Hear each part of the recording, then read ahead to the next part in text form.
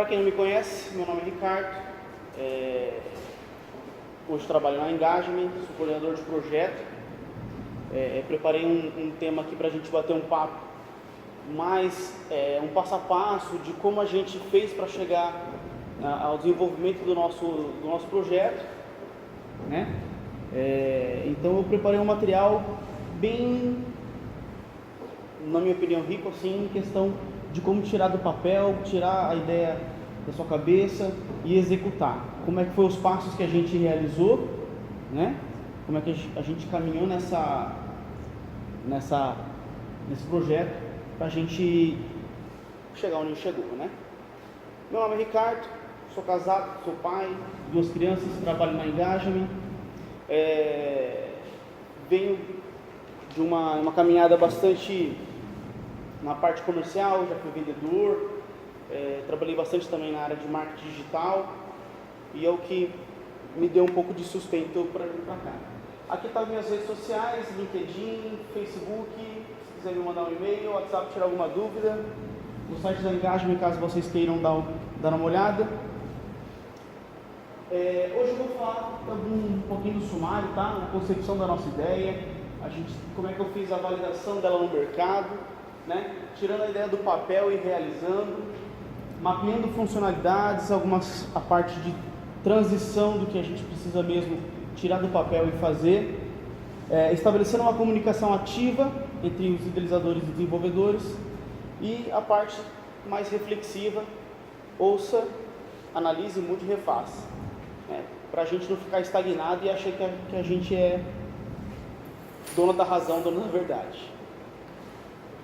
Bom, só para explicar um pouquinho, a minha motivação de estar aqui hoje foi quando, num summit como esse, eu recebi o convite pelo Facebook e eu vim para cá, recebi uma palestra similar a essa, e o que me motivou bastante a estar aprendendo as coisas. Eu vi que tinha um campo onde outras pessoas auxiliavam pequenas ideias, e é por isso que eu decidi vir aqui falar um pouquinho sobre a gente, né?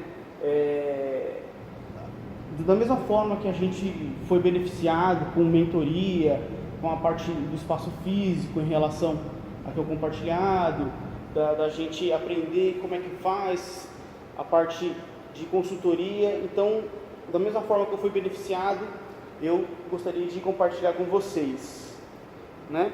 Ainda que a gente, no nosso projeto, a gente fez muita caminhada solitária, né? Eu falo a gente porque meu sócio está aqui, o fundador também, Tuti, então ele faz parte dessa caminhada. Muito do que a gente fez, mesmo sozinhos, aqui a gente sentiu um salto diferenciado, um suporte em relação à mentoria. As mentorias nos auxiliaram em muito a parte jurídica, contábil, administrativa, a parte de marketing, alguns insights algumas ideias bem importantes que fizeram a gente chegar até aqui. E aí eu separei 2 frasezinhas que eu gosto muito. Uma do Érico Rocha, que diz: um louco sem resultados é apenas um louco, mas um louco com resultados é um gênio, né? Então eu estou na busca do gênio aí, de alguns resultados. E outra frase do Mário Sérgio Cortella: faça o teu melhor na condição que você tem, enquanto você não tem condições melhores para fazer melhor ainda, né? Então, melhorando, você dedicar 100% ao que você está proposto a fazer, né? Bom, vou contar um pouquinho da história da gente e como é que a gente se uniu para chegar nesse projeto. Eu venho da área de vendas praticamente, um pouco de marketing digital, trabalhei com e-commerce, já tive alguns negócios próprios. Tenho uma amizade com o Tuti já há mais de 25 anos. Hoje ele tem um estabelecimento comercial na área de food, né? Ele é um bar-restaurante, Lounge 277, quem quiser ir lá e comer algumas porções, pode depois a gente... E a gente tem essa amizade, a gente sempre pensava, e aí, a gente precisava montar um negócio junto, sempre pensávamos isso, né?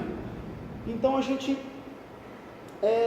chegou um momento que ele veio com uma necessidade, assim, cara, eu preciso manter o meu negócio em pé, eu tô com uma ideia e eu queria validar essa ideia com você e a gente montar alguma coisa junto.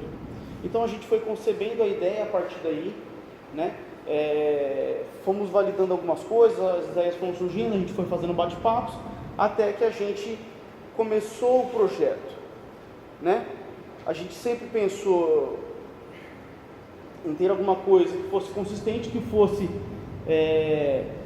de forma, modelo recorrente, né, de SaaS, né, que é o que a gente vai falar um pouquinho hoje. Então a gente começou a ter a ideia e conceber a ideia. Quando a gente concebeu a ideia, a primeira coisa que a gente fez foi dar uma pesquisada na internet para ver se não tinha uma ideia similar ou algo que já existisse. E aí, naquele momento, eu fiz três questionamentos assim, né? Ou reflexões. Se eu precisasse pesquisar o meu serviço, o meu produto no Google, quais palavras-chave eu deveria usar? Né? Será que já existe o que eu procuro na internet? Né? Provavelmente o Google vai, mesmo que você faça a busca, o Google vai te dar algum resultado, patrocinado ou orgânico, né? E aí a gente pesquisou algumas coisas, apareceu um determinado resultado e a gente foi buscando ver justamente se os resultados eram iguais ao que a gente tinha pensado. O que a gente queria era mesmo buscar ver se tinha algum resultado que fosse igual à nossa ideia, para que a gente não plagiasse ou tivesse uma ideia autêntica, né? E outro questionamento, se o nosso projeto era realmente autêntico. Outra ferramenta que eu utilizei, tem uma ferramenta da Alexa, chama Find Similar Sites, né? Aqui deu o exemplo de buscar com o Google, ele dá o resultado de outras redes sociais. Então eu peguei as empresas que tinham aparecido no resultado, dei uma buscada para ver se a nossa ideia era autêntica, ou seja, tinha alguém que fazia da mesma forma, né? Isso foi bom porque a gente não achou nenhum resultado igual, o que deu para nós mais autenticidade e mais vontade de seguir com o projeto, né? Porque de repente se você tem um projeto que já tem uma concorrência grande no mercado, ou se você realmente não tem um diferencial, então é um projeto que pode estar apertando no seu desenvolvimento. E aí, vou falar aqui, ó, o que levou a pensarmos na engagement, né? O que a gente pensou nela? Qual foi o fundamento da gente pensar nela? O que era engagement? O que a gente estava pensando na engagement e para quem que a gente venderia a engagement, né? Então, assim, ó, o que levou a gente pensar na engagement, tudo partiu justamente da identificação da necessidade que o Tuti tinha apresentado naquela época, né? Essa identificação para nós foi extremamente importante. A gente vê diversas, agora nesse meio, né? Diversas ideias surgindo no mercado, mas nem sempre é uma necessidade que o mercado está tendo. Então, de repente, ou precisa mudar muito o hábito de quem vai usar o seu serviço, e isso pode meio que atrapalhar o desenvolvimento do seu projeto, pelo fato de que não tem uma necessidade e você precisa criar um hábito novo para o seu consumidor. No nosso modelo, determinadas tarefas eram executadas isoladamente, ainda de forma manual, levando muito esforço, muito tempo e muito dinheiro, né? O que o Tuti buscava era uma coisa que ainda é praticada de forma manual. Então a gente, calma aí, tem como automatizar tudo isso, tem como deixar isso parametrizado e escalar para grandes empresas, né? Então pensamos, se tiver tudo isso em um único lugar, de forma automatizada, vai ser uma solução inovadora.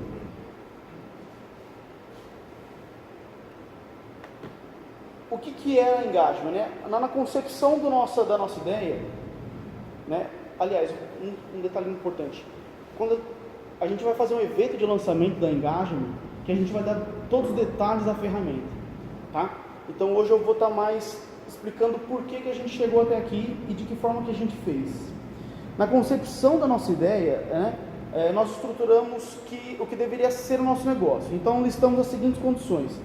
A gente vai fazer isso de forma um serviço, a gente vai prestar um serviço para alguém, nós vamos fazer uma consultoria, vai fazer um infoproduto, vai fazer um curso, né? Ou a gente vai fazer um sistema que as pessoas vão pagar uma mensalidade, vai ser um aplicativo, vai ser um web, vai pagar uma mensalidade e vai ter. Então a gente identificou que nosso deveria ser o sistema como serviço, ou SaaS, como o pessoal fala bastante, né? Que é um modelo de receita recorrente, ou seja, que a pessoa paga todo mês para ter aquele serviço, né? E que nós poderíamos atender no mínimo em território nacional e quiçá mundial. E chegou um momento importante, que aí já estava a gente já tinha recebido até um pouco de consultoria, que é para quem que a gente vai determinar essa ferramenta.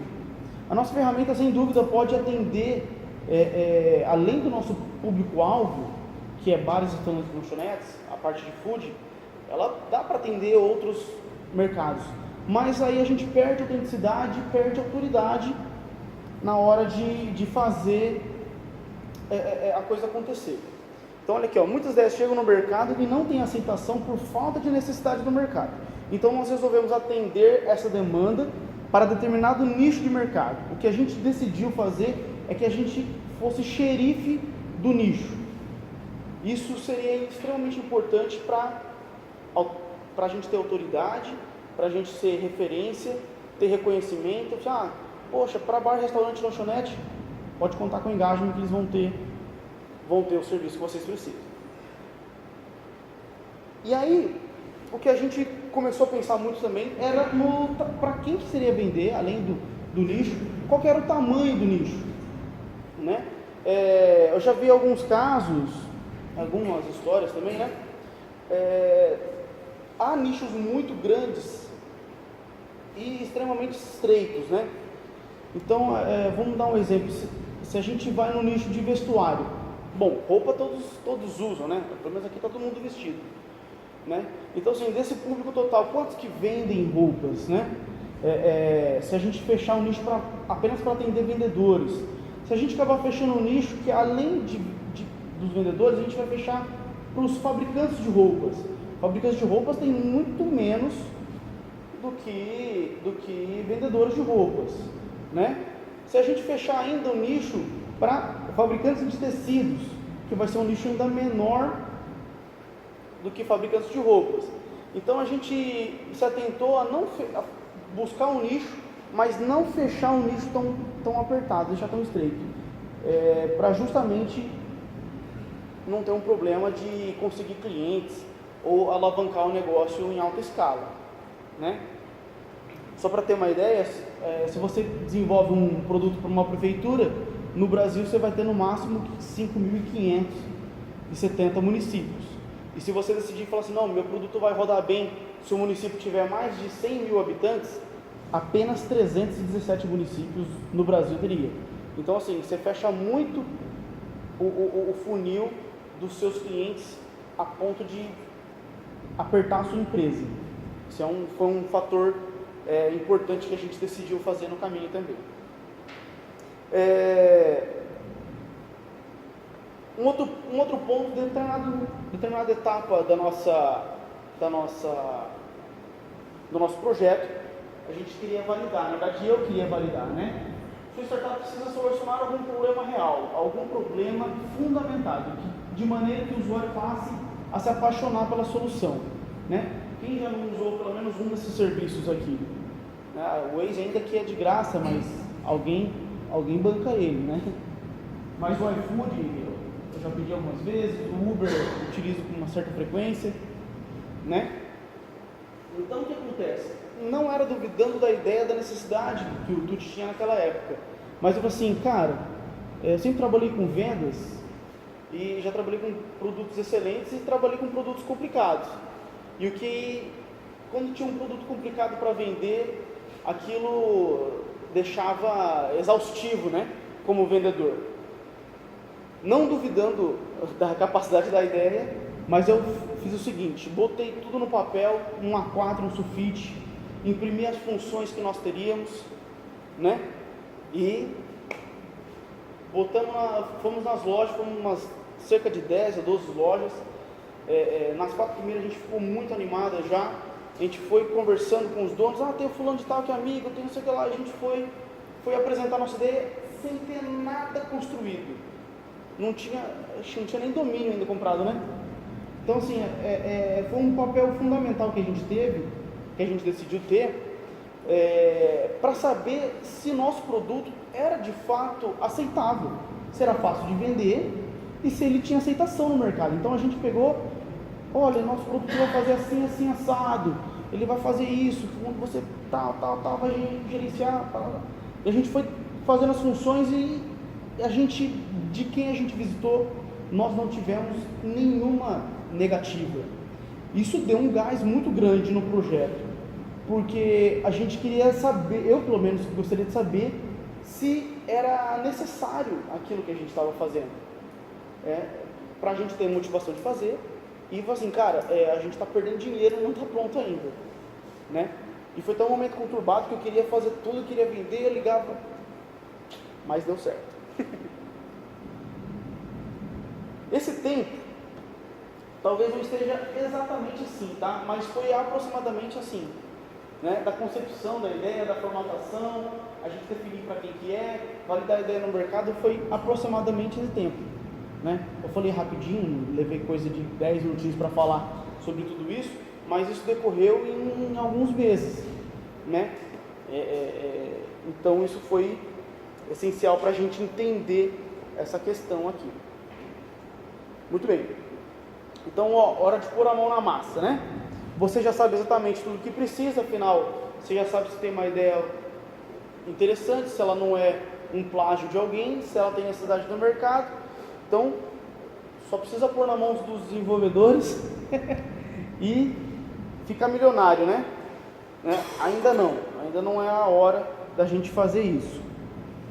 No meio do caminho, a gente entendeu que precisava estabelecer uma comunicação ativa. E aí a gente já estava até incubado, o que nos auxiliou bastante, né? Primeiro, a função de cada sócio fundador. A primeira coisa que a gente fez foi ter uma validação jurídica, né? Então a gente conversou o que precisa, cada um vai fazer, e a gente colocou no papel mediante esse MOU, um memorando de entendimentos, uma sigla em inglês, Memorandum of Understanding. Olha, o que vai fazer? Eu vou fazer a parte jurídica e financeira. O que você vai fazer? Eu vou fazer a parte de desenvolvimento de projeto e tal, né? Então a gente delimitou isso num papel, assinamos embaixo, reconhecemos firma e cada um assumiu o compromisso e a responsabilidade que cada um teria. Isso foi extremamente importante para quê? O trabalho que o Tuti faz está competente a ele e eu posso cobrar do que ele ficou designado a fazer. E o mesmo modo comigo, o que você fez? Então você tem que fazer isso, isso e isso. E dentro de uma startup, entre sócios, ou até mesmo se tiver uma única pessoa, é extremamente importante saber as suas responsabilidades e executar essas responsabilidades. No nosso caso, ainda auxiliou que ele tem um domínio melhor numa área e eu tenho um domínio melhor em outra área.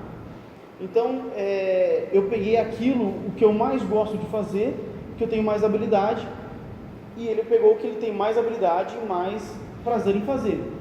De modo que a gente não fica batendo cabeça, né? E sempre que possa ter um contraponto um contra o outro, o projeto não para, o projeto vai para frente, né?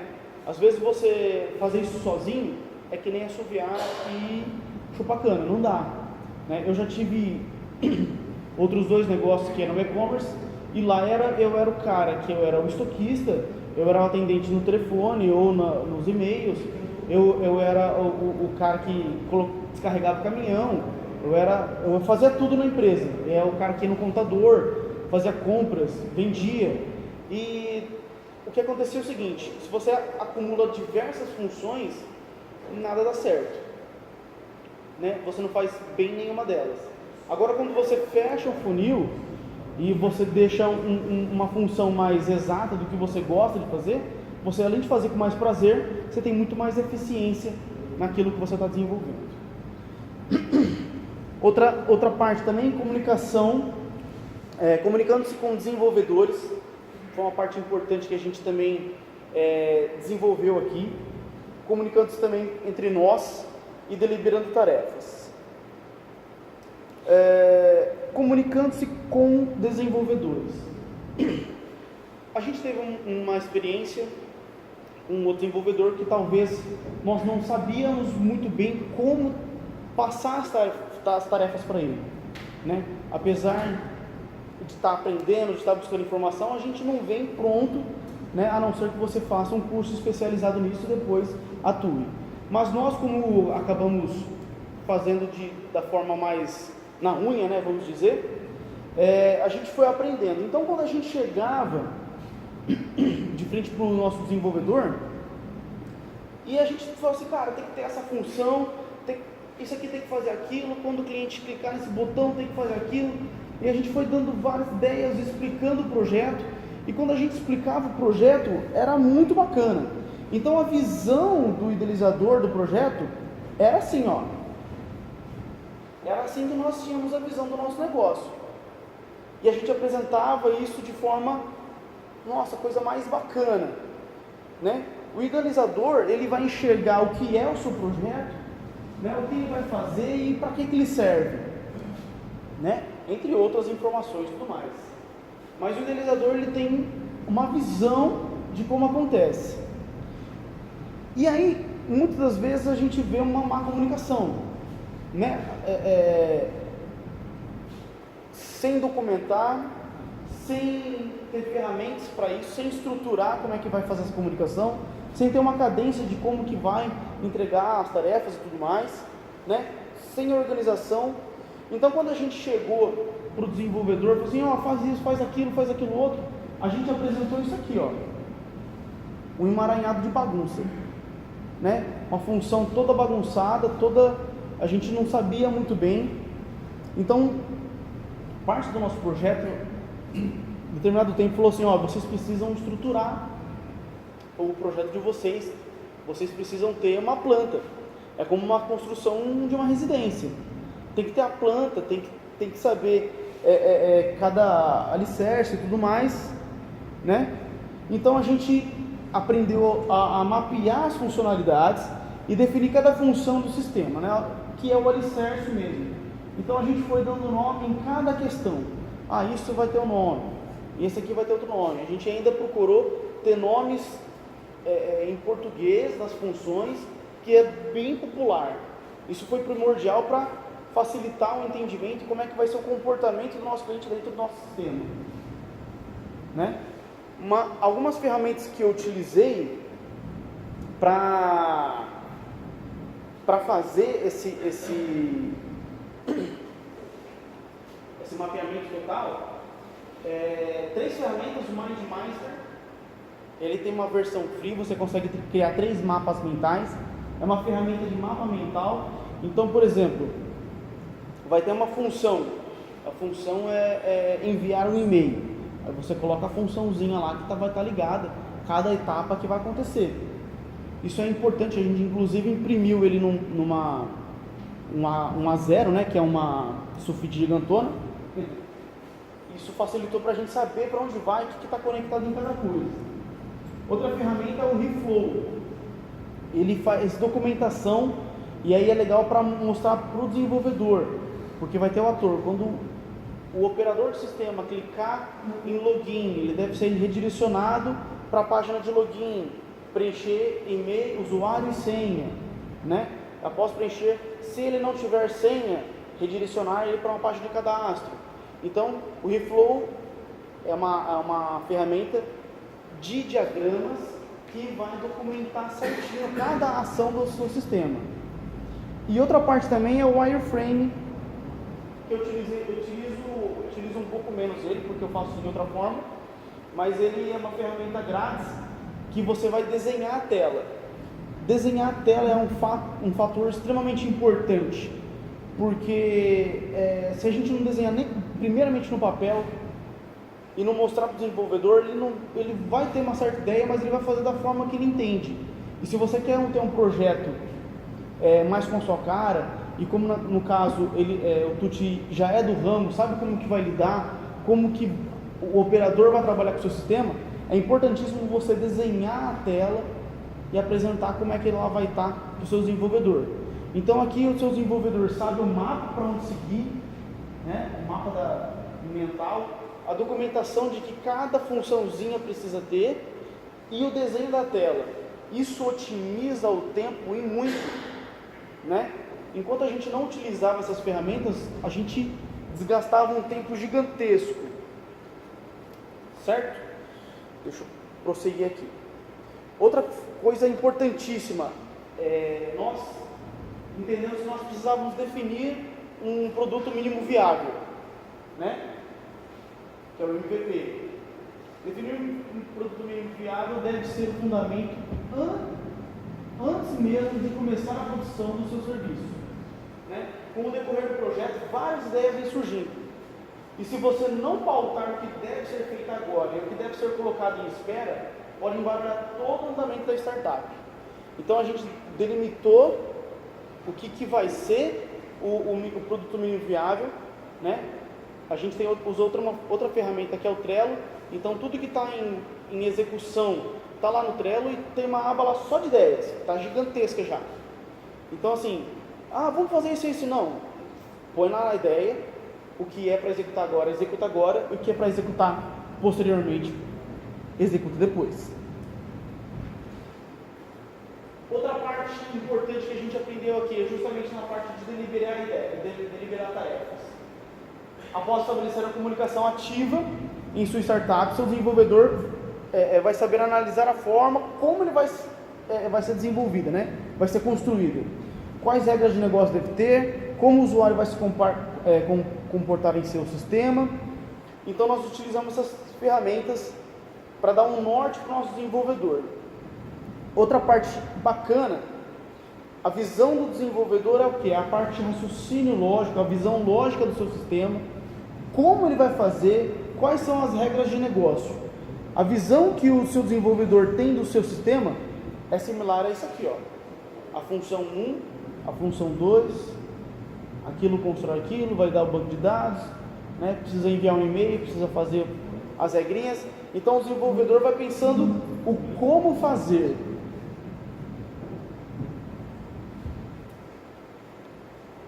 Organize as tarefas. A gente aprendeu também que entregar um monte de tarefa para o desenvolvedor não vai para frente, porque a gente já fez isso, né? É a mesma coisa que você chegar, chamar o pedreiro na sua casa e já entregar todo o material que ele vai utilizar. Você vai ver que vai perder material, vai ter que comprar mais material. Se é um cálculo exato para quantos sacos de cimento, você compra todo saco de cimento, o pedreiro vai lá e vai gastar mais cimento, mais ferragem, mais blocos, ou seja, vai gastar mais tempo. Agora, se você delimitar macro tarefas e micro tarefas, vai saber para onde vai, o que tem que fazer e o que precisa concluir. Se você não souber o que deve ser feito, nunca saberá para onde vai. Seus desenvolvedores também não saberão. Então, a gente aprendeu o seguinte: segmentar as tarefas, né? Micro tarefas. Então, aqui dá um exemplo aqui, ó, criar um campo e-mail. Uma tarefa vinculada ao campo e-mail com um cadastro do cliente no banco de dados. E sempre que houver uma autorização de envio para o cadastro. Já é uma tarefa mais robusta. E uma macro tarefa, que já é uma parte da construção, né? Já é uma parte mais robusta do sistema. De repente, todo desenvolvimento da tela ou de uma função por inteiro. Então, quando a gente repartiu macro tarefas e micro tarefas, além da gente entender a evolução do projeto, a gente percebeu que dava para acompanhar melhor, né? Quando uma tarefa for designada, ela deve acompanhar as maiores informações, mapeamento, os diagramas de como vai fazer, né? As telas, para o desenvolvedor dar andamento. Quando ele fizer, a gente percebeu que quando a gente reconhece que aquela tarefa foi executada, naquela semana o desenvolvedor ele trabalha mais motivado, ele está entendendo que o projeto está caminhando e está chegando em algum lugar. Reconheça quando uma tarefa estiver concluída, isso é determinante para a evolução do seu projeto e seu desenvolvedor saber se está no caminho correto. E aí é que tem um carinha, não sei se vocês conhecem, chama Felipe Deschamps. Ele é um desenvolvedor, trabalha numa empresa chamada Pagarme. Ele tem um canal no YouTube e eu peguei essas dicas com ele, né? E ele, ele delimita várias tarefinhas. Toda vez que ele clica uma tarefinha lá que deu correto, ele vai lá e faz o full dopamina. Ele dá uma dica para o cérebro: ó, cérebro, você está no caminho correto. Esse período foi mais ou menos uns 3 a 4 meses, talvez até um pouco mais. Desde o mapeamento levou um bom tempo para a gente entender fazer e colocar, fazer no papel, voltar, depois botar no MindMaster. Então é um tempo aproximado, tá? A gente fundou nossa startup em março do ano passado, então completamos um ano agora, né? A gente se apresentou aqui em agosto do ano passado, 2018, e de 2018 a gente veio numa busca bem incisiva assim, sobre alguns investidores, né? A gente apresentou a nossa ideia para algumas empresas, algumas pessoas, e uma empresa fez o seu aporte, né? Teve interesse, fez o seu aporte. O que a gente gostou muito, sem dúvida, de ter recebido o aporte para poder desenvolver o sistema total, mas se a gente não tivesse a organização, se a gente não tivesse esse tempo corrido, as coisas no papel, deliberado dessa forma, cada um faz com a função, cada um tem a sua etapa exata, a responsabilidade exata para se cumprir dentro da startup, a gente não teria gerado interesse nos investidores ao ouvir a tarefa, ao ouvir nosso projeto, né? Então, às vezes pode parecer que a gente está vagando no tempo da startup, mas se você não delimitar essa disciplina para você, provavelmente você não vai conseguir chegar muito longe, ou vai levar muito tempo para a sua startup estar madura. O que a gente está procurando fazer também é ouvir, analisar, mudar e refazer.